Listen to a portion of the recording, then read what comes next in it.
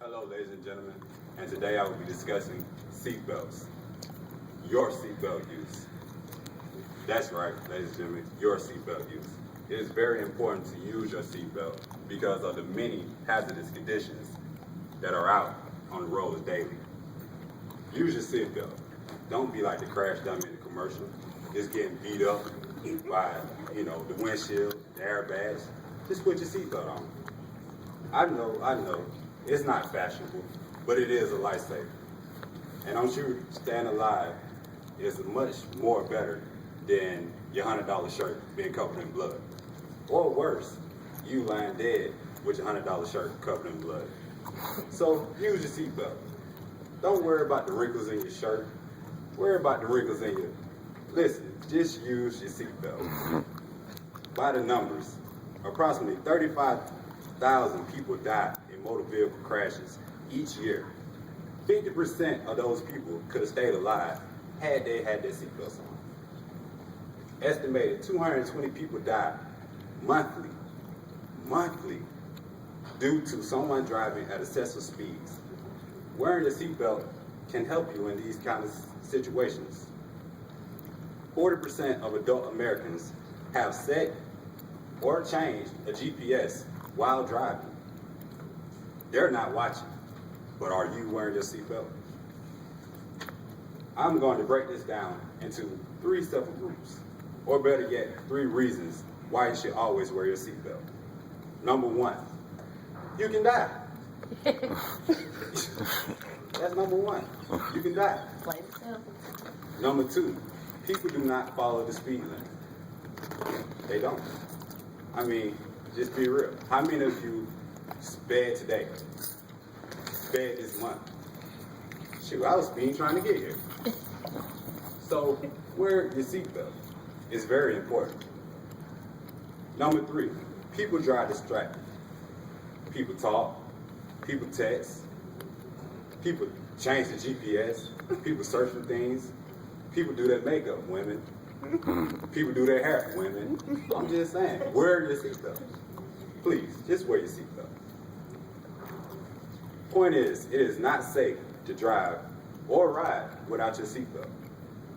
By the numbers, motorists are 25 times more likely to be killed or seriously injured when they are thrown clear of the vehicle. Wearing your seatbelt can stop this. Stay in the car.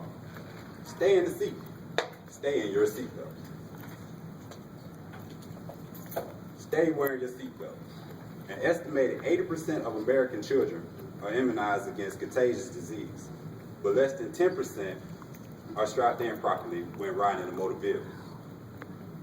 Strap your kids in. Please, I'm begging you.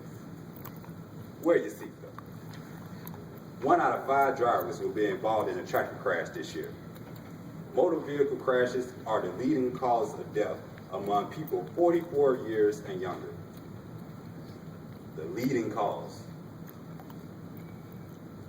32,885 people died in traffic crashes in the year 2010 in the U.S., including an estimated 10,228 who died because of a drunk driver.